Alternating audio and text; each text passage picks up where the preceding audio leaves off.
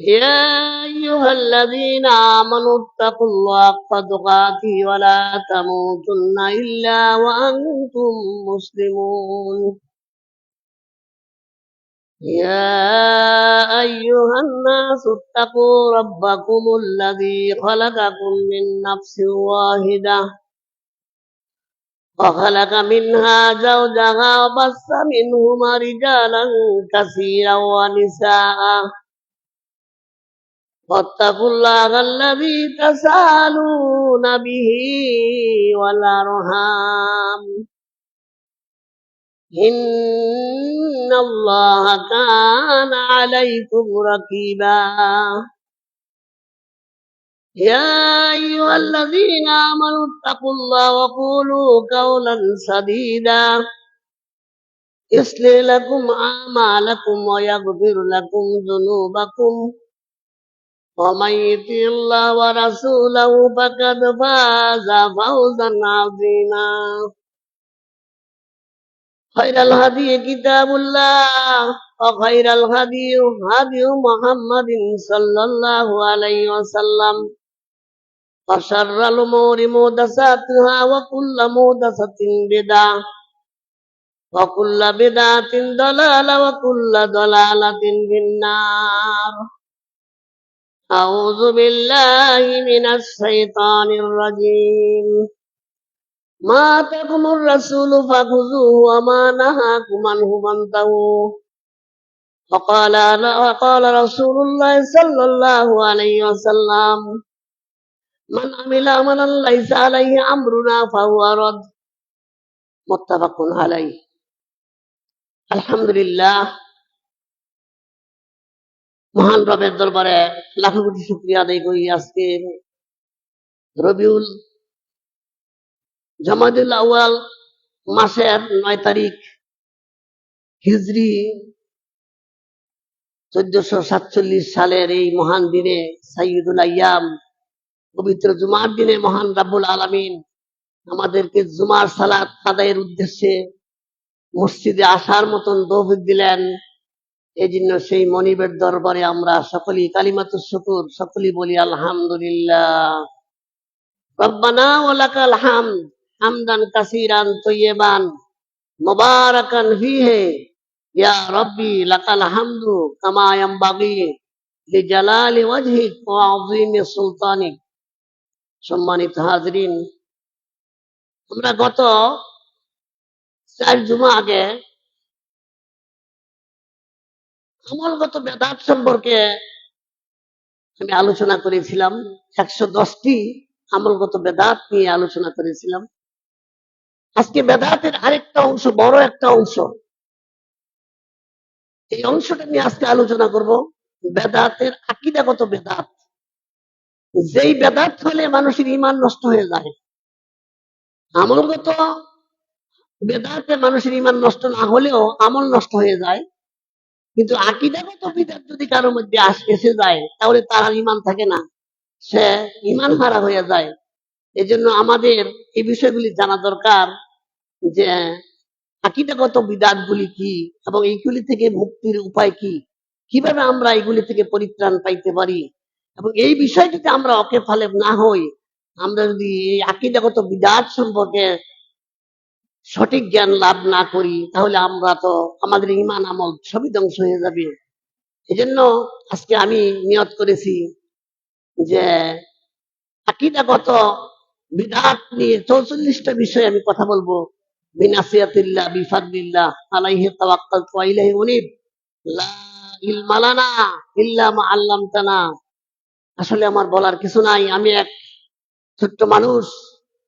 মহান আল্লাহর কাছে আরাধনা করছি, প্রার্থনা করছি মহান আল্লাহ যেন আমাকে এই বিষয়ে সঠিক কথাগুলি বলার এবং এই কথাগুলি আমি সহ সবাই যেন আমল করতে পারি, সেই তৌফিক যেন আল্লাহ দান করেন। সবাই বলি আমিন। সম্মানিত হাজিরিন, বেদাত আমাদের সমাজে এটারে কোনো মনে করে না। এক শ্রেণীর লোকেরা মনে করে বেদাত এটা তো ভালো জিনিস, খারাপ কি? আবার বেদাতের নামও দিচ্ছে হাসান সাইয়া। বেদাত নাকি 2 প্রকার এখন কাছে। আসলে বেদাত 2 প্রকার, কিন্তু হাসান আর সাইয়া না। বেদাত 2 প্রকার, কথা ঠিক আছে। একটা হলো আমলগত বেদাত, একটা আকীদাগত বেদাত। কিন্তু হেরা ওই আমলগত আকীদাগত বেদাতকে আবার দুই ভাগে ভাগ কইরা একটা দিছে হাসান, একটা সাইয়া। জিনিসটা আমার বুঝতে আসে না, হাসান কি কইরা হয়, বেদাত কি কইরা হাসা হয়। কুল্লু বেদাতিন দালালা ওয়া কুল্লু দালালাতিন ফিন্নার। রাসূল বলছে সকল প্রকারের বেদাতই হচ্ছে পথভ্রষ্টতা, আর সকল প্রকার পথভ্রষ্টতার পরিণাম হচ্ছে জাহান্নাম। কিন্তু আমার বুঝে আসে না যে বেদাত কি কইরা আবার হাসান হয়, সুন্দর হয়, ভালো হয়। এই জন্য আসলে বুঝার না বুঝার কারণে আমরা আমাদের মধ্যে কিছু লোকেরা জানি বেদাত কি বেদাত মনে করে না, মনে হয় অসুবিধা কি, বেদাত করলে সমস্যা কি, এরকম। এই জন্য বেদাতে দেখেন, বেদাত করলে আমল নষ্ট হয়ে যায়। যিনি বেদাত করবেন তার আর ভবিষ্যতের আমল কবুল হবে না। আর শিরিক করলে পিছনে যে আমল শেষ, ইমানও শেষ। শিরিক করলে ইমানও শেষ, আমলও শেষ। আর বেদাত করলে তার ভবিষ্যৎ অন্ধকার, তার আর কোনো আমল কবুল হবে না। কিয়ামতের দিন বেদাতিরা হাউজে কাউসার পাবে না। রাসূল সমস্ত উম্মতদেরকে হাউজে কাউসার পান করাবে। ওই দিন বেদাতিরা তারা পানি পান করতে গিয়েও তারা ব্যর্থ হইয়া ফিরে আসবে, কারণ তাদের মাঝখানে একটা পার্টিশন হয়ে যাবে, একটা অন্তরায় বাধা হয়ে যাবে। রাসূল যখন তাদেরকে পানি পান করাবেন হাউজে কাউসারের, এমন সময় একদল লোক যাবে যাদেরকে রাসূল দেখে চিনবে, তারাও রাসূলকে চিনবে, কিন্তু মাঝখানে একটা অন্তরায় হয়ে যাবে, একটা পার্টিশন হয়ে যাবে, পর্দা পড়ে যাবে। রাসূল বলবে যে এরা তো আমার উম্মত, এদেরকে কেন দিচ্ছ না পানি পান করাতে? তখন তাকে রাসূলকে বলা হবে যে ইয়া রাসূলুল্লাহ, আপনি তো জানেন না আপনার এই উম্মত আপনার মৃত্যুর পরে ইসলামের মধ্যে নতুন নতুন আবিষ্কার করছে, তারা ইসলামের নতুনত্ব সংযোজন করেছে। তখন রাসূল বলবে সুকান সুকান লিমান গাইয়িরা বিহি, দূর হও দূর হও। এই জন্য রাসূলও তাদেরকে পানি পান করাবেন না। এই জন্য বেদাত এত মারাত্মক। দেখেন বেদাত কেন মারাত্মক, একজন জেনাকারী সে বুঝে এটা অপরাধ করছে, একজন সুর হ্যাঁ মনে মনে কয় কামটা বার করতেছি না, ডাকাই তো বুঝে, কোন ডাকাইতে কিন্তু তার ছেলেরে খারাপ বানায় না, ডাকাইত বানায় না। একজন সুর তার ছেলেরে চোর বানায় না, তারা বুঝে আমি কাজটা খারাপ করি, আমার সুর ছেলেরে ভালো খারাপ করবো না। চোরে বুঝে অন্যায়, ডাকাইতে বুঝে অন্যায়, জানাকার বুঝে খারাপ কাজ, কিন্তু বেদাতিরা বুঝে না এটা যে অন্যায়। মাগরিবের পরে 6 রাকাত তাওয়াবিন পড়ছে, এটা তো ভালো জিনিসই করছে, সওয়াবের কাম করছে, এটা তো খারাপ কি আছে? তাহলে মনে হয় এটা জান্নাতের কাজ করে লাইছে, কিন্তু এটা যে রাসূলের পক্ষতে নাই। আমিল আমিলান লাইসা আলাইহি আমরুনা ফাহুয়া রাদ্দুন। যেই আমলের স্বীকৃতি রাসূল দেয় নাই, এমন আমল প্রত্যাখ্যিত, প্রত্যাখ্যিত, তা গ্রহণযোগ্য নয়। অতএব এই বেদাতি তো হয় খুব সন্তুষ্ট, বেদাতি আমল কইরা মুসো তেল দিতেছে আর কইতাছে মোর মোর জান্নাত হইব, আর নিয়ত হইল মরার লগে লগে জান্নাত হইব, কিন্তু সে জানে না তার যে কোন আমল কবুল হবে না। আমলের চেয়ে জরুরি হচ্ছে আকীদাগত বুঝ। আকীদা যদি খারাপ হয়, আকীদা যদি মন্দ হয়, আপনার আমলে কোনো কাজে আসবে না। এই জন্য আমরা আজকে এই বিষয়গুলি আলোচনা করব। দেখেন আমাদের সমাজে এক শ্রেণীর লোকেরা, এরা বেদাতকে বেদাত কয় না, ওইটা অসুবিধা, আমল করতেছে। আবার কি কয় জানেননি, বলে বেদাত তাহলে তো সবই বেদাত। বেদাত যদি নতুন আবিষ্কার হয় তাহলে ওই যে মসজিদ রাসূলের সময় ওই পাকা টাইসুলা মসজিদ ছিল না, এটা বেদাত। এরকম সুন্দর মাদ্রাসা ছিল না, বেদাত। মাইকা ছিল না, এটা বেদাত। এই ফ্যান ছিল না, বেদাত। মোবাইল ছিল না, বেদাত। আর বেদাতের সংজ্ঞাই বুঝে না। বেদাত হচ্ছে আমাদের নিয়তে সওয়াবের উদ্দেশ্যে এমন কাজ করছে যেই কাজ রাসূল থেকে স্বীকৃতি না। আমরা কি এই নিয়তে কেউ পাকা মসজিদে নামাজ পড়ি যে 10 টাকায় পড়লে 50 টাকা দিলে সওয়াব হইব? আমরা কি এই নিয়তে কেউ মোবাইল চালাই যে মোবাইলটা যদি 5 বছর চালাই তাহলে একটা হজের সওয়াব হইব? আমরা কি এই নিয়তে কেউ হুন্ডা চালাই যে এটা চালাইলে 10টা নেকি হইব? আমরা কি এই নিয়তে কেউ বিমানে, আমরা কি বিমান এই নিয়তে হজ করতে যাই যে বিমান গেলে হজের সওয়াব ডাবল হইব? অর্থাৎ যেই জিনিস, যেই বিষয়টা আমলের সাথে সম্পৃক্ত, ওইটার মধ্যে ওইটা দেখতে হবে রাসূলের কিনা। দেখেন আমল করতে হবে সুন্নাহ অনুযায়ী।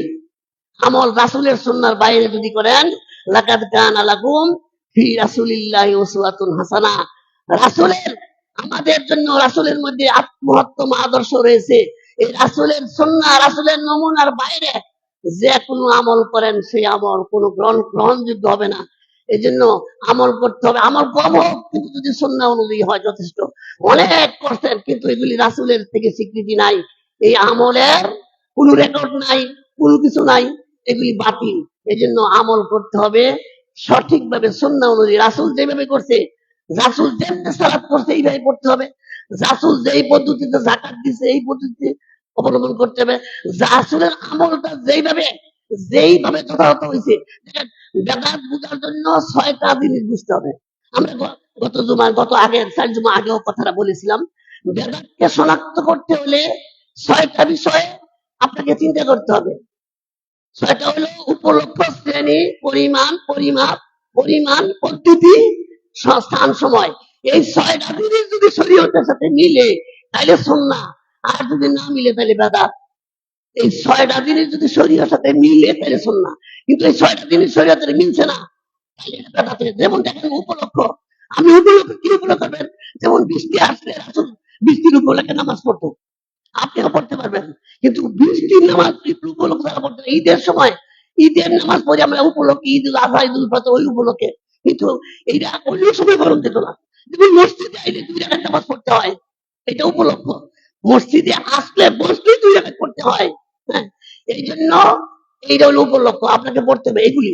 এই উপলক্ষ যদি রাসূল থেকে স্বীকৃতি না হয় তাহলে এটা বেদাত হয়ে যাবে। আপনি যে আমলটা করছেন, যে নামাজটা পড়ছেন, এই নামাজটা যদি রাসূল না কইরা থাকে তাইলে বেদাত। এই জন্য বুঝতে হবে 6টা জিনিস। একটা হলো উপলক্ষ, একটা হলো শ্রেণী বা ধরন। আপনি যে আপনার এবারটা কোন ধরনের হবে? যেমন যাকাত, আপনি যাকাত দিবেন টাকা দিয়া। রাসূল যাকাত দিচ্ছে দিরহাম, দিনার দিয়া। আপনি যদি এখানে কাপড় দেন, আপনি যদি অন্য কোনো দেন তাহলে হইতো না। যাকাত টাকা দিয়ে দিচ্ছি, এটা হলো মনে রাখতে হবে। যদি রাসূলের ধরনের সাথে না মিলে, এটা হলো না মিলে তাহলে আপনার আমলটা বিদাত হয়ে গেল। এই জন্য 2 নম্বর হলো ধরন। ধরন হইতে হবে রাসূলের মতো। রাসূল যাকাত দিছে টাকা দিয়া, ফেতরা দিছে খাদ্য দিয়া। আর আমরা কি করছি? উল্টায় গেছি। আমরা যাকাত দেই কাপড় দিয়া, ফেতরা দেই টাকা দিয়া। দুটোই সুন্নতের খেলাফ। অতএব 2 নম্বর হলো ধরন, 3 নম্বর হলো পরিমাণ। পরিমাণটা ঠিক করতে হবে। রাসূল যা করছে, যেমন আমরা প্রত্যেক ফরজ সালাতের পরে কিছু ওয়াজিফা আছে। সালাতের পরে ওয়াজিবা, যেমন সুবহানাল্লাহ 33 বার, আলহামদুলিল্লাহ 33 বার, আল্লাহু আকবার 33 বার আমরা পড়ি। কিন্তু এখন যদি কেউ মনে করি যে 33 না ওইটা 50 করে লাগবো, হবে না। পরিমাণ নির্ধারণ করবেন কে? রাসূল। রাসূলের পরিমাণের বাইরে যদি আপনি করেন হবে না। এই জন্য 3 নম্বরের বেদাত থেকে বাঁচার নিয়ম হলো পরিমাণ। 4 নম্বর হলো পদ্ধতি। পদ্ধতিটা হইব রাসূলের মতো, সাল্লু কামা রাআইতুমুনি উসাল্লি। সালাত ওইভাবে পড়ো রাসূল যেমনি পড়ছে। রাসূল কেমনে পড়ছে? রাসূল দাঁড়াইছে, তাকবীরে তাহরিমা দিয়া সূরা ফাতিহা পড়ছে, রুকু করছে, সেটা এইভাবে। আপনি যদি আগে রুকু করে সেজদা করে রুকুটা হইতো না। পদ্ধতি হবে রাসূলের। রাসূল যেই পদ্ধতিতে করছে, যেমনে করছে এইভাবে হবে। তারপরে 5 নম্বর হইলো স্থান। রাসূল যেই কাজ যেইখানে করছে ওইটা করা লাগবো। মনে করেন যেমন ইয়াউমুল আরাফা, এটা আরাফার ময়দানে করছে। আরাফার এটা যদি আপনি অন্য হলো করেন, এটা যদি কাকরাইল দিয়া করেন, যদি কোন বলে এইটাই আরাফা, তাহলে হইতো না।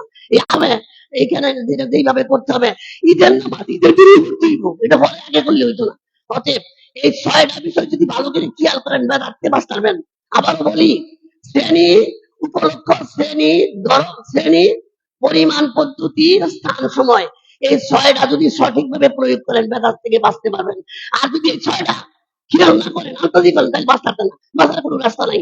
এর জন্য প্রত্যেককে এই 6টা বিষয় লাগাইতে হইব, দেখতে হইব 6টা বিষয়ের মধ্যে এইটা রাসূলের সুন্নাহ আছে কিনা। সম্মানিত হাজরিন, আমি আমার মূল কথায় চলে যাব। আজকে আমি যে বিষয়ে কথা বলবো সেটা হচ্ছে যে আমল আকীদাগত বেদাত। দেখেন, আকীদা যদি নষ্ট হয়ে যায় তাহলে সব শেষ। এই যে রাসূল বলছে যে মানুষের এই বুকের মধ্যে এইখানে টুকরা মানুষের টুকরা আছে, এই মানুষের টুকরাটা যদি নষ্ট হয়ে যায় তাহলে পুরো মানুষটাই নষ্ট। আপনারা এই লুকমান হাকিমের নাম শুনছেন, যার নামে একটা সূরা, কোরআন একটা সূরাই আছে, সূরা লুকমান। লুকমানের নামে একটা সূরাই আছে। এই লুকমান একজন চাকর ছিল, একজন চাকর, একজন গোলাম ছিল। অনেক বড় লোক ছিল না, অনেক কোনো বড় নামি দামি লোক ছিল না। এই এই ব্যক্তিটা একজন গোলাম আছেন, চাকর আছেন। ওমা ইবনে খালদ ইয়া করতো, কি করতো? এই যে কি বলে, ছাগল চড়াইতো। তো ছাগল টাগল ছড়াইয়া লোকদেরকে ডাইকে ডুইকে নিয়ে তিনি লেকচার দিতেন, ইসলাম সম্পর্কে হেদায়েত করতেন। লোকেরা বলতো, তার লেকচার শুনে ঘন্টার পর ঘন্টা লোকেরা কি করতো? সময় কেটে দিত। তো একদিন তার লোকে এক লোকে গিয়ে বললো যে আপনার যে গোলাম লোকমান এত অনেক জ্ঞানী, হ্যাঁ ঘন্টার পর ঘন্টা বক্তৃতা দেয়, আমরা মন প্রাণ দিয়ে শুনি। তো তার মানে কি বললো, কি কর তাই নাকি? বলে হ। হ্যাঁ অনেক জ্ঞানী। বলে হ। একদিন ডেকে নিয়েছে, কিরে লোকেরা দি করে অনেক জ্ঞানী কয়, তোর একটু পরীক্ষা করি। এই যে ছাগলটি আছে, এই ছাগল একটা ছাগল জব কইরা সবচেয়ে দামি অংশটা আমার কাছে নিয়ে আইবে। তো লোকমান এই ছাগলটা জব কইরা সবচেয়ে দামি অংশটা নিয়ে গেছে, এই হৃৎপিণ্ডটা কাটতে লয়ে গেছে। গিয়ে বলছে মনিবের কাছে যে আমার মনিব, এটা হলো সবচেয়ে দামি। তো ঠিক আছে, একটা কাজ কর, তুই আরেকটা ছাগল জব করবি। জব কইরা ওই ছাগল থেকে সবচেয়ে নির্দিষ্ট সবচেয়ে কম দামা একটা অংশ আনবি। এইবার তিনি আরেকটা ছাগল জব কইরা লোকমান আরেকটা ছাগল জব কইরা ওই ছাগল থেকে হৃৎপিণ্ড কেটে আনছে, আইনা করে দিছে। তখন তার মালিকে কইতেছে, কি রে তোরে তো খামা লোকেরা জ্ঞানী কয়, তোর মধ্যে তো জ্ঞান বুদ্ধি কিছু নাই। আগে তোরে বাড়াটা আনতে কইছি যে আনছো, তোরে কইছি সবচেয়ে নির্দিষ্ট আনতে, এই জ্ঞান তোর কেমনে হইলো? তখন বুঝাইলো, দেখেন মনিব, এই জিনিসটা ওই আসল জিনিস। এটা যদি ভালো হয় পুরো দেহটাই ভালো, আর এটা যদি খারাপ হয় পুরো দেহটাই খারাপ। অতএব এটা ভালো হয়, এটা খারাপ হয়। তখন মনিব চিন্তা করলো, কথা তো অনেক জ্ঞানী কথা। এরপরে তারে ঠিক আছে, তোরে আমি আর গোলাম রাখলাম না, তারে আজাদ করে দিলাম। তো বিষয় হইলো আমাদের এরকম অন্তর, এটা বলা ফাহুয়া কলবুন, এটা হলো অন্তর। এই অন্তরটা যদি ভালো হয় সব ঠিক, এই অন্তরটা যদি কলুষিত হয়, আপনার কি হবে না? আকীদা থাকে অন্তরে, তাকওয়া থাকে অন্তরে। তাকওয়ার বিষয়ে রাসূল বলছে, আত-তাকওয়া হাহুনা, আত-তাকওয়া হাহুনা, এইভাবে দেখাইছে। অতএব এইটা যদি পরিশুদ্ধ না হয়, অন্তরের পবিত্রতা যদি না হয়, যত ওযু করেন গোসল করেন, অন্তরে পবিত্র না। আপনি উজু করছেন, গোসল করছেন, পবিত্র হয়ে যাচ্ছেন না। এই জন্য এটা হলো আসল। এই জন্য আপনাকে আকীদার দিক থেকে আপনাকে প্রথম পবিত্র হইতে হবে। আকীদা হলো আসল। অনেক লোক আছে আকীদা মানুষ বুঝে না, আকীদা কারে কয় বুঝে না, মানুষ কারে কয় বুঝে না। অথচ বিরাট বড় আলেম, বিরাট বড় আবেদ, নামাজ পড়া কপালের মধ্যে কালা দাগ বানায় রয়েছে। আমার কিন্তু দাগ হয়েছে না, আমি এত নামাজ পড়ি না, আমার কিন্তু দাগ নাই, কিন্তু কপাল কালা দাগ হয়ে গেছে, এত নামাজ পড়ে কিন্তু আকীদা আকীদা বুঝে না। আমার আকীদা আবার কি? বড় বড় বক্তারা আমার আকীদা বলতে আবার কি? আকীদা কি আছে নাকি এরকম বলে? দেখেন, আকীদা যদি সঠিক না হয়, ঈমান মানহাজ যদি সঠিক না হয়, তাহলে আপনি যতই ইবাদত করেন কিছুই কাজে আসবে না।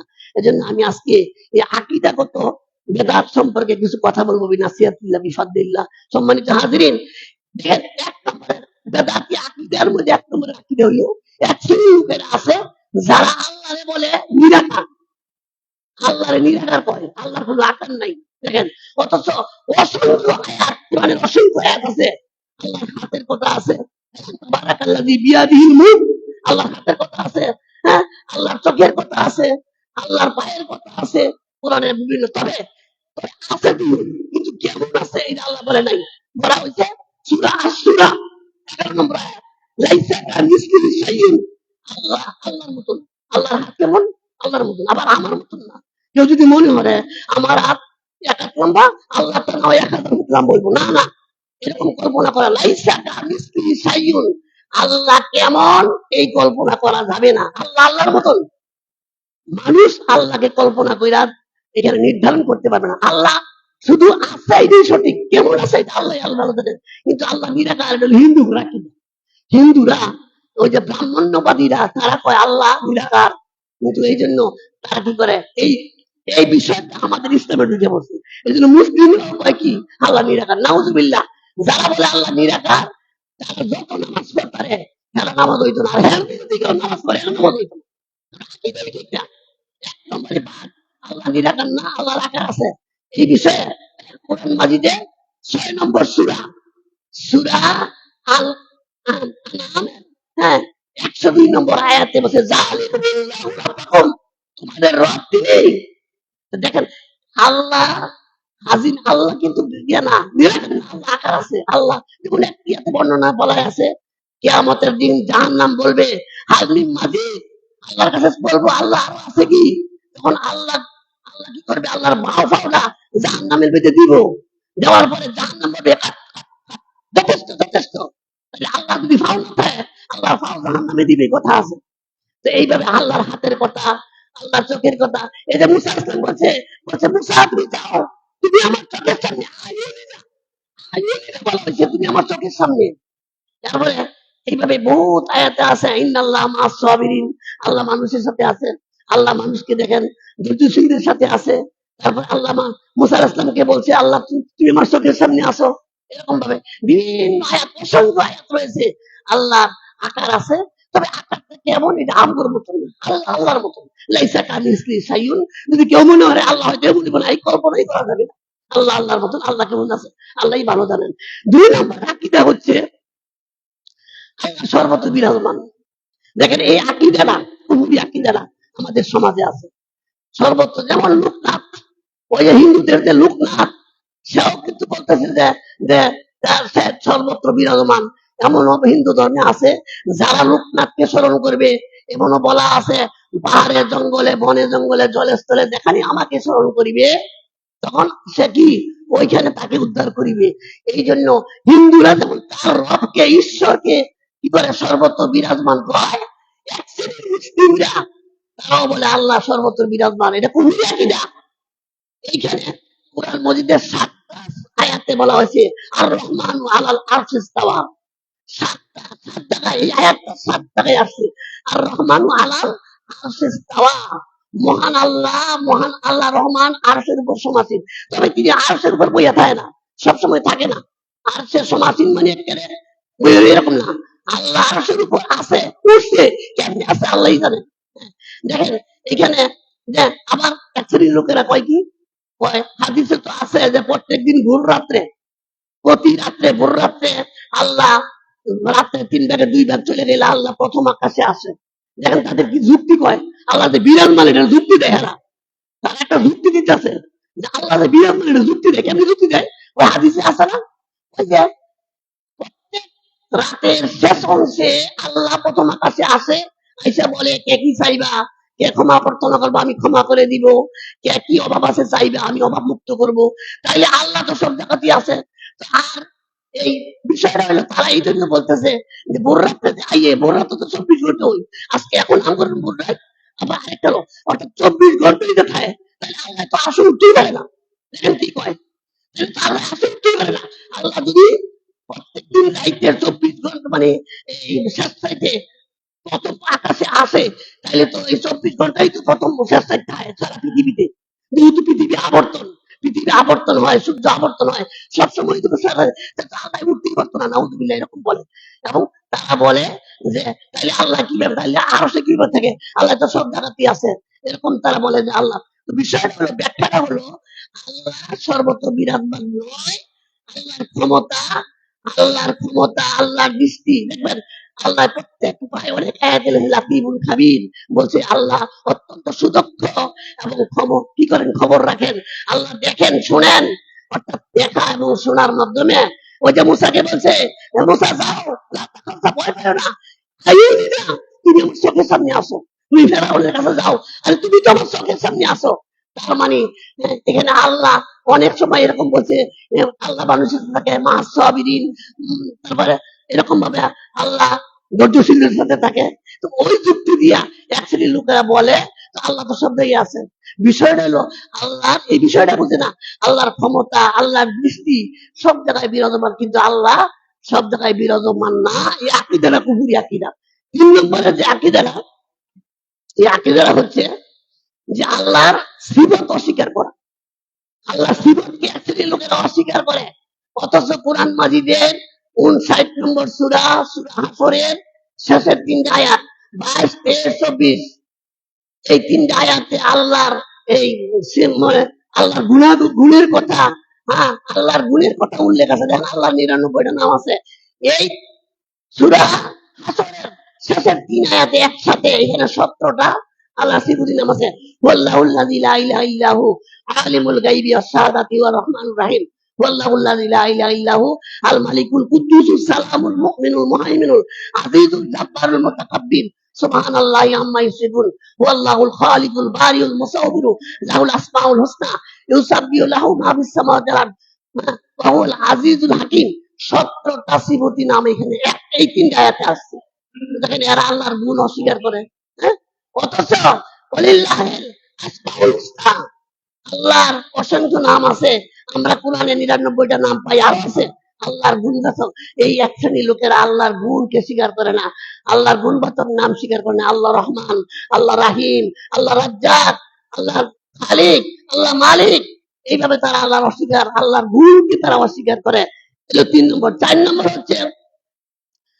নম্বর হচ্ছে যে তারা আল্লাহর এই কি করে, হ্যাঁ, তারা 4 নম্বরে মহান আল্লাহ তাআলার গুণকে অস্বীকার করে এবং তারা এই কোরআনকে তারা মাখলুক বলে, কোরআনকে বলে মাখলুক, অথচ কোরআন মাখলুক না। কোরআন হচ্ছে আল্লাহর একটা সিফত, কোরআন হচ্ছে আল্লাহর একটা সিফত। কোরআনকে মাখলুক বলার কোনো সুযোগ নেই। হ্যাঁ, যেমন মাখলুক বলতে আমি মাখলুক, আপনি মাখলুক, সবাই মাখলুক, আর যত পৃথিবীতে যা দিই সব মাখলুক। কিন্তু কোরআনকে মাখলুক বলা এটা একটা কি আল্লাহকে অস্বীকার করা, আল্লাহর গুণকে অস্বীকার করা। কোরআন হচ্ছে আল্লাহর একটা সিফত। দেখেন কোরআন মাজিদে অনেক জায়গায় আছে, বিশেষ করে সূরা 62 নম্বর সূরা, সূরা আল হাক্কার 40, 41, 42, 43 এই 4টে আয়াতে বলা হয়েছে ইন্নাহু লাকাউলু রাসূলিন কারীম ওমা হুয়া বিশাইরিন কালিলাম মা তুমিনুন ওমা ওয়ালা বিকাউলিন কাহিনিন কালিলাম মা তাযাক্কারুন তানজিলুম মির রাব্বিল আলামিন। মহান আল্লাহ তাআলা, মহান আল্লাহ তাআলা তিনি কি তার গুণ, তার গুণবাচক, তার যে সিফত, আল্লাহ যে কোরআন যে মাখলুক না, এই কোরআন যে কোরআন আল্লাহর গুণ, কোরআন আল্লাহর সিফত। অন্যত্র বলা হয়েছে সূরা হিজরের 9 নম্বর আয়াতে বলছে ইন্না নাহনু নাযালনা যিকরা ওয়া ইন্নাহু লাহু লাহাফিজুন। কোরআন হচ্ছে, কোরআন এমন এক বাণী যেটা আল্লাহ নিজে নাজিল করেছেন এবং এটা রক্ষণাবেক্ষণের দায়িত্ব আল্লাহর। এই কোরআন যদি আল্লাহ দায়িত্ব না নিত আর মানুষের দায়িত্ব দিত, কবে কোরআন শেষ করে দিল হইলে? আপনারা শুনছেন না? ওই যে বিতর্কী লেখিকার নামটা আমার তার নিতে ইচ্ছা করে না, তারপরে বলতে হইতাছে একবার বলছিল যে বর্তমান সমাজের প্রেক্ষাপটে ওই জীর্ণ শীর্ণ ওই আগিলা দিনের কিতাব, সেই পুরাতন কালের কিতাবের সব কোরআনের সব আয়াত বর্তমান সমাজে প্রযোজ্য না। অতএব আমাদের বর্তমান সমাজ হচ্ছে সোসাইটির সমাজ। এই সমাজের মধ্যে ওই 1300 বছর 1400 বছর আগের কিতাব চলবে না। এখান থেকে কয়েকটা আয়াত উঠাই দিতে হইব। তার ওই কথা মতে 2টা আয়াত এটা চলতোই না। কি ওলা তাবাররাজনা তাবাররাজুল জাহিলিয়াতিল উলা, আরেকটা আয়াত হচ্ছে কুল্লিল মুমিনিনা ইয়াগুদ্দু মিন আবসারিহিন্না। হে নবী আপনি মুমিন পুরুষদের বলে দেন তারা যেন পরনারী থেকে, পরপুরুষ থেকে নিজের চক্ষুকে হেফাজত করে, অর্থাৎ পর্দার আয়াত। এখানে বলা হয়েছে মহিলারা তোমরা ঘরের মধ্যে থাকো। তো এই বেটি কইতাছে মহিলারা ঘরে থাকবো কেন? মহিলারা এখন এখন সোসাইটি সমাজ, মহিলার পর্দা লাগবে না। এই 2টা আয়াত কোরআন থেকে উঠাই দিতে হইব। কিন্তু শেষ পর্যন্ত কি হয়েছে? কোরআনের আয়াত তো উঠাই দিতে পারে নাই, বরং সেই বাংলাদেশের মাটি থেকে উৎখাত হয়েছে। সে এই দেশ থেকে দেখেন আরেকটা মজার বিষয় হইলো সে বুরকার বিরোধিতা করছে, পর্দার বিরোধিতা করছে। আল্লাহ কি করছে দেখ, পর্দার ভিতরে বুরকার ভিতরে ঢুকাইয়া এই মহিলা যখন এই কথা বলছে সারা বাংলাদেশ থেকে একটা আলোর এরকম ভাবে তার বিরুদ্ধে বিক্ষোভ মিছিল শুরু হয়ে গেছে গা। এবং সে চিন্তা করলো আমি যদি খোলা বাইরে যাই তাহলে আমার আটকাই মামলা মেরে নিব। শেষ পর্যন্ত সে আত্মগোপন করে বুরকা পরে সে এয়ারপোর্ট গেছে এবং সে বুরকা পরে গিয়ে দেশ থেকে পালাইছে। প্রথমে ইউরোপে গেছে, বিভিন্ন দেশ ঘুরে গেছে, কোনো দেশে স্থায়ী পায় নাই, শেষ পর্যন্ত ভারতে আসছে। এখন কি অবস্থা আছে জানি না। গত কিছুদিন আগে শুনছিলাম তার নাকি একটা অপেক্ষা লাউন লাগবে। এরকম দেখেন, এইরকম ভাবে কোরআন, মানুষ কোরআনকে বিকৃত করতে পারবে না, কারণ এটার দায়িত্ব আল্লাহ। অতএব কোরআনকে বিকৃত করা মানুষের পক্ষে কোনোদিনই সম্ভব না। আর তারপরে 6 নম্বর হচ্ছে যে তারা কোরআনের অর্থকে বিকৃতি করে। কোরআনের অর্থ বিকৃতি করা, এক শ্রেণীর লোকেরা কোরআনের অর্থকে, যেমন আহলে কোরআন, তারা কোরআনের অর্থকে বিকৃত করে, বলে যে এরকম ভাবে তো নামাজের 5 ওয়াক্ত নামাজের কথা তো কোরআনে নাই, দেখবেন এরকম কোরআনের অর্থ বিকৃতি করে, অর্থাৎ কোরআনকে বিকৃত করে। কিন্তু দেখেন কোরআন যারাই বিকৃত করতেছে এরা এরা কিন্তু সত্যিকার অর্থে এরা যদিও বলে আমরা মুসলিম, মুসলিম না। কোরআন হচ্ছে জালিকাল কিতাবুল লা রাইবা ফীহি, এটা এমন এক কিতাব যার মধ্যে কোনো সন্দেহের অবকাশ নাই। এই কিতাবের মধ্যে কোনো ভুল নাই। এটা এমন এক কিতাব যার মধ্যে ভুল করার মতন কোনো ক্ষমতা নাই। আপনারা শুনছেন যে উইলিয়াম ক্যাম্ব্রিল সে কোরআন থেকে 22টা ভুল ধরছিল। সে বলছে যে কোরআনে 22টা বৈজ্ঞানিক ভুল আছে। ডক্টর জাকির নায়েক তখন তিনি একটা এমবিবিএস ডাক্তার। তখন চিন্তা করতে এই খবর যখন পাইছে 5 বছর 6 বছর হয়ে গেছে না, পৃথিবীর কোন আলেমরা এই ডক্টর উইলিয়াম ক্যান্ডেলের ইয়া করতেছে না, বিরোধিতা করতেছে না, এটা প্রতিবাদ দিতেছে না।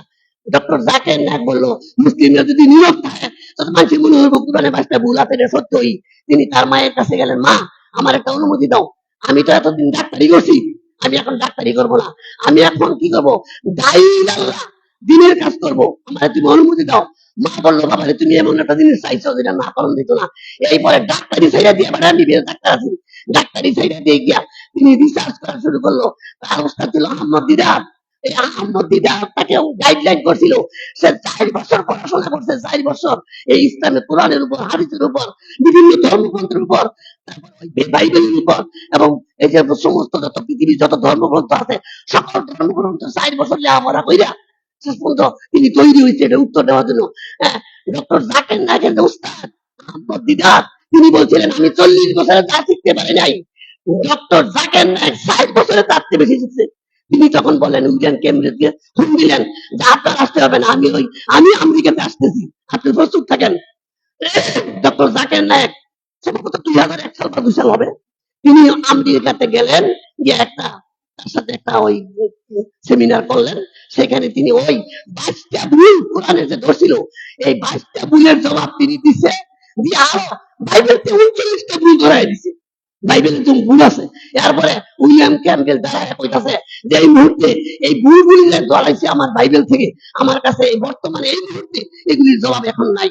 তো দেখেন কোরআনে ভুল নাই, মানুষ করতে বুঝবো এত মিস্ত্রি, কোরআনে কোনো ভুল নাই, কিন্তু এক শ্রেণীর লোকেরা মনে করে কোরআনে ভুল আছে, এই ভুল আছে দেখিয়া এরা এই ধারণা দেখেন। এই জন্য এরপরে আপনার 7 নম্বরে যে আপনার আকীদাটা, এটা হলো রাসূল নূরের তৈরি।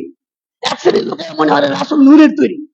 দেখেন নূরের তৈরি, এবং এটা নিয়ে বিরাট ঝগড়া হয়, এমন এলাকা আছে নূরের তৈরি নিয়ে বিরাট ঝগড়া মারামারি হয়। কিন্তু দেখেন কোরআনে কি কইছে, যখন কোন বিষয়ে মতানৈক্য হইব তখন কই যাইবেন, হ্যাঁ ফারুদ্দু ইলাল্লাহি ওয়া রাসূলি, ওয়াইন ফাইন তানাজাহুম ফারুদ্দু ইলা, সূরা নিসার 59 নম্বর আয়াত।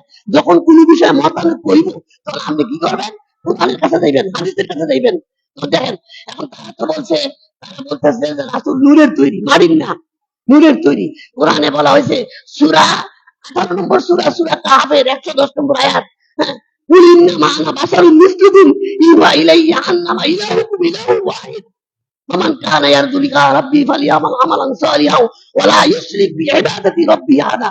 দেখেন আল্লাহ রাসূলকে কি দিয়ে বানাইছে, কয়ে দিয়েছে কুল আনা বাশারুম মিসলুকুম, ভালো আমি তোমাদের মতোই মানুষ, মাটির মানুষ, তবে পার্থক্য হচ্ছে আওহাইলাইয়া, পার্থক্য হচ্ছে আমার কাছে ওহী আছে, তোমাদের কাছে ওহী আছে না, এটাই পার্থক্য। কিন্তু রাসূল মাটির, রাসূল নূরের না। আর নূর কি বেশি দামি নাকি মাটির চেয়ে? নূরের ফিরিস্তারা তো মাটির আদমকে চেষ্টা করছিল, তাহলে দাম কি নূরের না মাটির? এখন রাসূল নূরের তৈরি। তো এই জন্য বিষয়টা হলো, এই আকীদাটা হলো কুফরি আকীদা।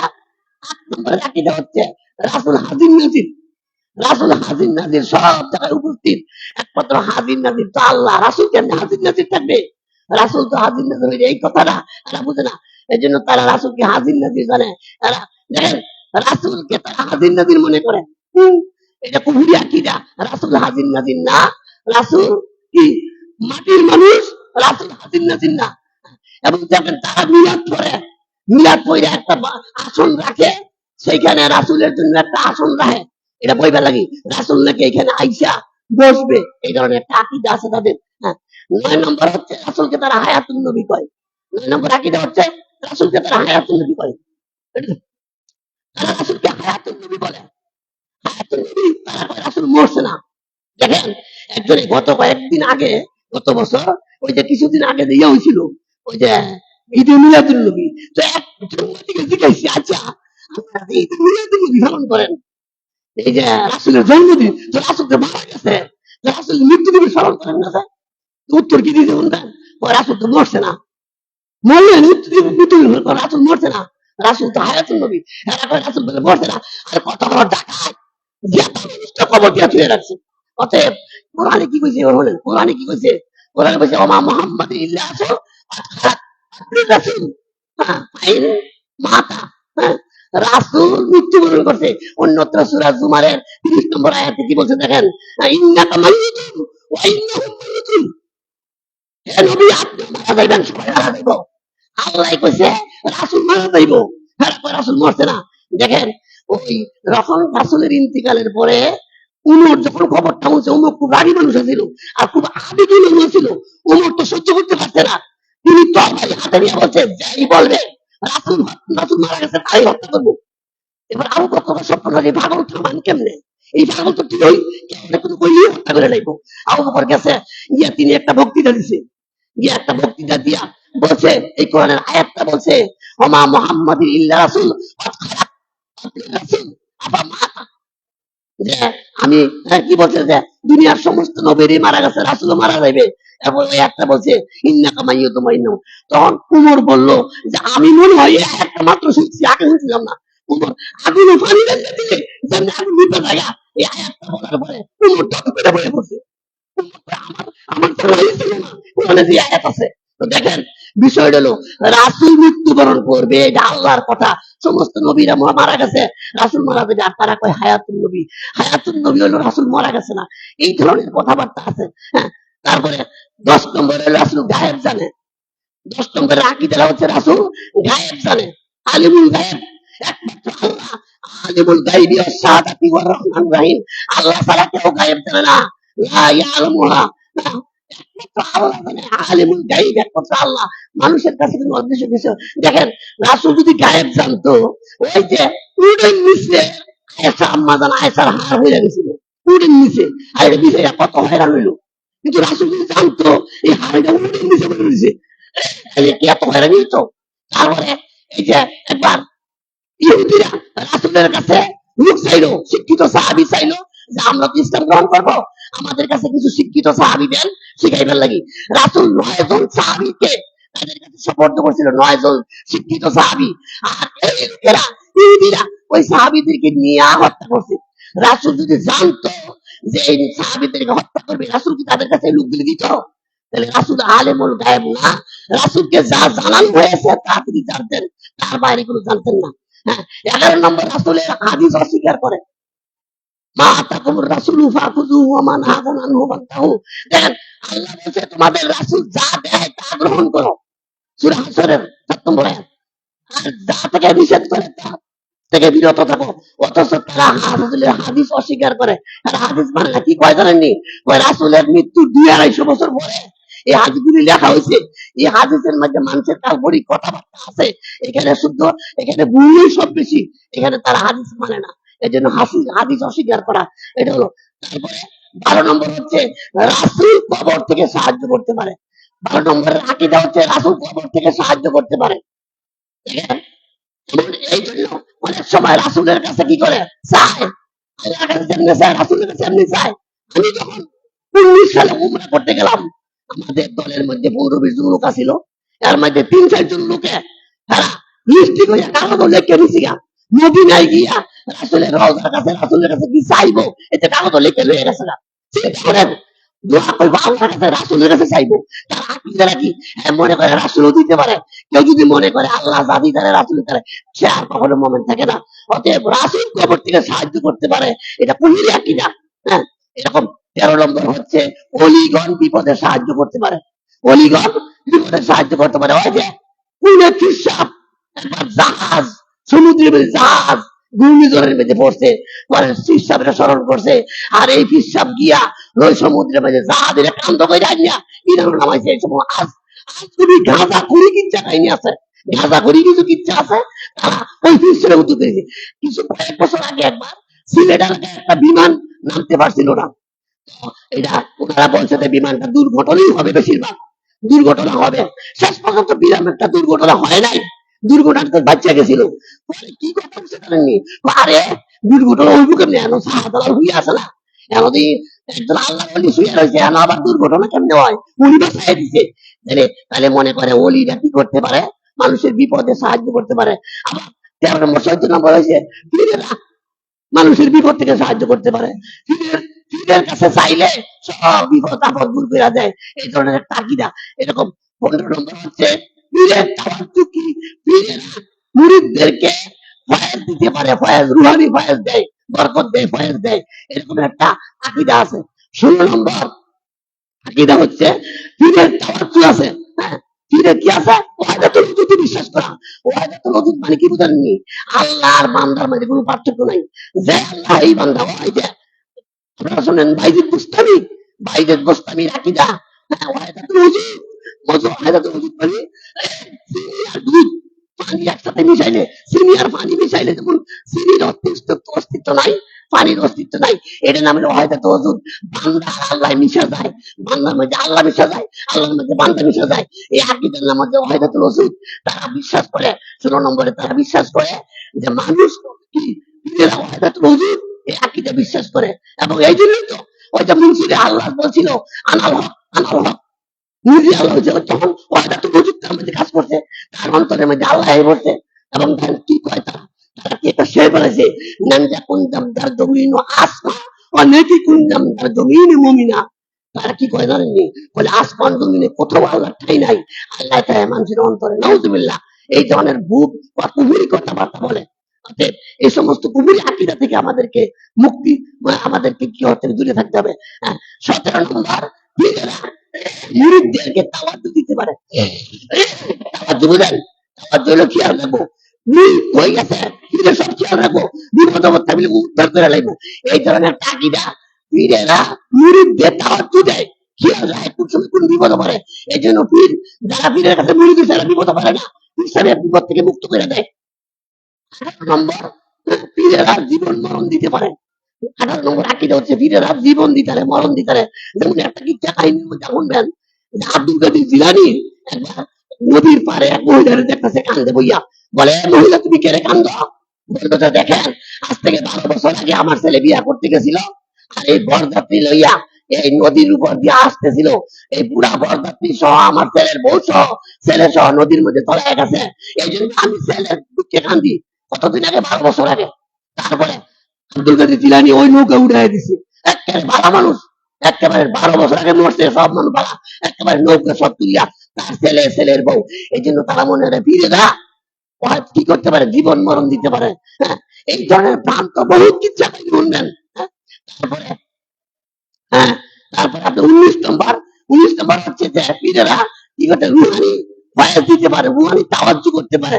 মরাবি হ্যাঁ পারে, যিনি মারা গেছে ওই মরাবিরে রুহানি তাওয়াজ্জু দেয়। 20 নম্বর তাদের আকীদা হলো পীরের নির্দেশে মদ পান করা এটা আবশ্যক। তিনি যদি মদ খাও তো মদ খাও লাগবো, এরকম মনে করে তারা। পীরের প্রতি এমন অন্ধ, অন্ধ মুখাল্লিদ। তিনি যদি মদ খাও এটা আবশ্যক, ফরজ, নামাজ পড়া যেমন ফরজ, তিনি যদি মদ খাও এই এরকম ফরজ মনে করে। 21 নম্বর হচ্ছে তারা মনে করে পীরেদের কাশফ হয়, কাশফ বুঝেননি? সব দেহে দুনিয়ার মধ্যে যা আছে সব অন্তর বলে দেখে, অথচ আলিমুল গায়েব একমাত্র আল্লাহ, আল্লাহ ছাড়া গায়েবের খবর কেউ রাখে না। এই জন্য তাদের আকীদা হচ্ছে যে অলিরা এবং পীরেরা তাদের কাশফ করা যায়। এই যে ফাজাইলে আমলের মধ্যে একটা ঘটনা আছে, এক লোক দেখবেন লেখছে যে এক লোক সে খাইতে বসছিল, এক যুবক হঠাৎ করে কান্দে উঠছে, বুজুর্গ লোক, বয়স্ক লোক বললো কি রে বাবা কি হয়েছে? বললো যে আমার মা তো এরকম জাহান্নামে জ্বলতেছে। তো ওই লোক চিন্তা করলো তাহলে ছেলেটা কি মিথ্যা কথা কইতেছে নাকি হাসাই কইতেছে, আসলে কি তার কাশফ করা আছে নাকি পরীক্ষা করতে দিব।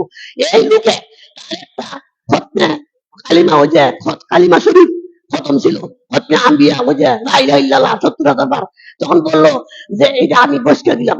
বসে দেওয়ার সাথে সাথে সে হাসা শুরু করলো, বললো কি রে বাবা কি খবর? ওই মা, আমার মা এখন জান্নাতে আছে। তো ওই লোকে ওই ফাজাইলে আমলের মধ্যে লেখছে বা ইয়ার মধ্যে লেখছে যে দেখেন এই দুইটা জিনিস আমার প্রমাণ হলো।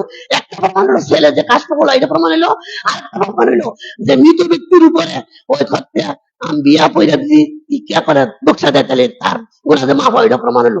এই ধরনের ভ্রান্ত আকীদা তাদের মধ্যে আছে। তারপরে 22 নম্বর হচ্ছে তারা জানে, 22 নম্বর আকীদা হলো পীরেরা সাফায়াত করতে পারবে। অথচ কোরআনে কি বলছে? মান দাল্লাযী ইয়াশফাউ ইনদাহু ইয়ালামু মা বাইনা আইদিহিম ওয়া মা খালফাহুম। এই পৃথিবীতে কোনো মানুষের ক্ষমতা নাই আল্লাহর সামনে কথা বলে। আল্লাহ সেদিন যাকে দিবে সেই সুপারিশ করতে পারবে। নবী এই মাত্র আত্মা দিতে না পারবো। ওয়াকুল আদমু সাবিউল্লাহ ইয়াউমাল কিয়ামাতি ইয়া নাফসি ইয়া নাফসি, ওয়াকুল ঈসা কালিমুল্লাহ ইয়াউমাল কিয়ামাতি ইয়া নাফসি ইয়া নাফসি, ওয়াকুল ঈসা রূহুল্লাহ ইয়াউমাল কিয়ামাতি ইয়া নাফসি নাফসি। অথচ সমস্ত নবীরা নিজে চিন্তা করবো, সাফায়াত করার ক্ষমতা পাইতো না। ওই দিন ফিস সাহেবেরা তখন মুরিদদের জাহাজ নিয়ে যাইবো বলে, জাহাজ হাসরের মাঠে ফিস সাহেবেরা জাহাজ নিয়ে গিয়া জাহাজ কইয়া সব পাবি চাবি জাহাজে টানা তুলে যাবো। এই জন্য তো পীরের কাছে মুরিদ হয়, বড় জিনিসটা পীরের কাছে পাঠা দেয়। গাছের বড় কাঠটা পীরের বাড়ি যায়, বড় গরু ঢলে যায় পীরের বাড়ি, পীরে উদ্ধার করে দিব। এই ধরনের আকিদা তাদের আছে। হ্যাঁ, তারপরে 23 নম্বরের আকিদা হচ্ছে ইসলামকে তারা 4টা শ্রেণীতে বিভক্ত করছে, 4টা তরিকায়, শরীয়ত, তরিকত, হকিকত, মারফত, এই সমস্ত 4টা তরিকায়। অথচ ইসলামে একটাই তরিকা, রাসূলের তরিকা ছাড়া আর কোনো তরিকা নাই। 4টা তরিকায় তারা বিভক্ত করছে। তারপরে 25 নম্বর, তারা মনে করে কবরে কোনো প্রশ্ন নাই। যেমন আহলে কোরআনরা বলে কবরে কোনো প্রশ্ন হইতো না। অথচ কবরে যে প্রশ্ন হবে এরকম অনেক প্রমাণ আছে, কোরআনের অনেক আয়াত আছে, সহিহ হাদিস আছে। আমার নবীকে প্রশ্ন করা হবে, অথচ তারা অস্বীকার করে কবরে কোনো প্রশ্ন হইতো না। তারপরে 26 নম্বরের আকিদারা হচ্ছে যে কুতুবরা দুনিয়াটা ধারণ করে রাখছে। তাদের ধারণা এই গাউস কুতুব আছে পৃথিবীতে, আল্লাহ একলা তো পারে না, আল্লাহ তো একলা পৃথিবীটা সামাল দিতে পারে না, আল্লাহ কিছু পার্টনার লইছে, আল্লাহ কিছু সাহায্যকারী লইছে। এই কুতুবরা সাহায্যকারী, এই কুতুবরা এক এক দেশের এক এক কুতুব, এই দেশে এই এলাকায় এই কুতুবে রক্ষা করে, এই এলাকার এই কুতুব থাকে, এক এক কুতুব এক একটা রক্ষা করে। অথচ আল্লাহ বলছে সমস্ত বিশ্ব ব্রহ্মাণ্ড আল্লাহ একা রক্ষণাবেক্ষণ করেন, কিন্তু আল্লাহ ক্লান্ত হন না। অথচ তারা কইতাছে কুতুবরা রক্ষা করে, কুতুবরা বলে দুনিয়া রক্ষা করে, এই জন্য কুতুবের উপর বিশ্বাস করে। 27 নম্বর, নীরবতা পালন করা, এটা ইহুদি খ্রিস্টানদের কাজ। আমাদের সমাজ এখন চালু আছে, নীরবতা পালন করে।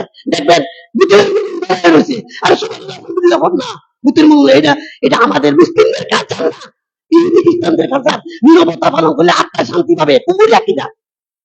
28 নম্বর, শহীদ মিনারে ফুল দিলে, শহীদ মিনারে যদি ফুল দেন তাহলে শহীদের আত্মায় মাগফিরাত দেব। এই সমস্ত কুমুরি শিরকি আকিদা এগুলি। তারপরে 29 নম্বর, তার থেকে বলতে কিচ্ছু নাই। এক শ্রেণীর লোক এখন চাপ দিলে আবার কি, আবার দলিল দেয় কোরআন দা, লাইসালিল ইনসান ইল্লা মা সা। দেখেন তারপর দলিল আবার কোরআনতে দেয়, কি কয় জানেন, ওই লাইসালিল ইনসানে ইল্লা মা সা, মানুষ যা করে তাই পাইবো। তোমার তকদির বলতে কি আছে, তাকদীর অস্বীকার করে। এই কাদারিয়া সম্প্রদায়, একটা সম্প্রদায় আছে কাদারিয়া, তারা তকদির মানে না। 30 নম্বর, খারিজিরা এবং খারিজিদের মনে করে যে কবিরা গুনাহ করলে সে কাফের হয়ে গেল। আচ্ছা, আলীর একটা কাফের বোতল ছিল না, আলী কি করছে, কবিরা গুনাহ করছে। আল্লাহ আল্লাহ হুকুম, আলী কেন সালিস নির্বাচন করলো, এজন্য আলী কাফের। আলী কেন সালিস নির্বাচন করলো, এই জন্য আলী কাফের। এই খারিজিরা মনে হয় যে কবিরা গুনাহ করছে, এই কাফের হয়ে গেছে। অথচ কবিরা গুনাহ করলে কাফের হয় না, কাফের হয় না। তারপরে এই 31 নম্বর আকিদা হচ্ছে কেউ মারা গেলে 40 দিন এই বাড়িতে রুহ আছে, এই ধরনের একটা আকিদা আমাদের সমাজে আছে, এটা একটা কুহুরি আকিদা। তারপরে 32 নম্বর, অষ্টধাতুর আংটি হাতে দেয়, এটার মধ্যে কল্যাণ আছে, এই আংটি রক্ষা করবে, এই ধরনের একটা কুহুরি আকিদা। তারপরে খুব সংক্ষেপে বলতেছি, সময় শেষ, আমি সংক্ষেপে বলতেছি এবার। তারপরে 34 নম্বর, 34 নম্বর হচ্ছে এই জন্য তাবিজ দেয়, দেখবেন অনেক লোকেরা তাবিজ দেয়। 35 নম্বর হচ্ছে যদি কাক ডাকে তাহলে বিপদ হইব, এই ধরনের আকিদা। 36 নম্বর হচ্ছে যে যদি টিকটিকি ডাকে তাহলে সত্য বলছে না, সত্য বলছে, ওই যে টিকটিকি ডাকতেছে। 37 নম্বর, জনগণ ক্ষমতার উৎস, এই আকিদা কোথায় কোরআনে আছে, একমাত্র সার্বভৌমত্বের মালিক হচ্ছেন আল্লাহ, কিন্তু জনগণ ভোট দিতে পারে। মালিক আল মুলক তুতিল মুলকা মান তাশা ওয়া তানজিলুল মুলকা মান তাশা ওয়া তু'ইজ্জু মান তাশা ওয়া তুযিল্লু মান তাশা বিয়াদিকাল খায়র ইন্নাকা আলা কুল্লি শাইইন কাদির। জনগণ ভোট দিতে পারবে, ক্ষমতায় বসাইবে কে আল্লাহ। অতএব জনগণ ক্ষমতার উৎস নয়, এটা হলো কুহুরি আকিদা। 38 নম্বর, 38 নম্বর হচ্ছে যে ব্যাংক ডাকলে বৃষ্টি হইব, এই ধরনের একটা আকিদা, এটা কুহুরি আকিদা। 39 নম্বর, জট করা খাইলে জনসম্মান হইব, সঙ্গে বলতেছি আমি, ব্যাখ্যা দেখছি না, সমুদ্র তো সমস্যা। 40 নাম্বার হলো কোন কাজের মধ্যে শুভ আছে অশুভ আছে, মুসলিমের কোন শুভ আছে নাই। সূরা সূরা আনামের 17 নম্বর আয়াত, ওয়াইন ইয়ামসাসকাল্লাহু বিদুররিন ফালা কাশিফা লাহু ইল্লা হু। মানুষ আল্লাহ যদি কেউ ক্ষতি করে, দুনিয়ার কোনো মানুষ নাই তাকে ক্ষতির থেকে বাঁচায়, কোনো মানুষ নাই। অতএব শুভ অশুভ বলতে কিছু নাই।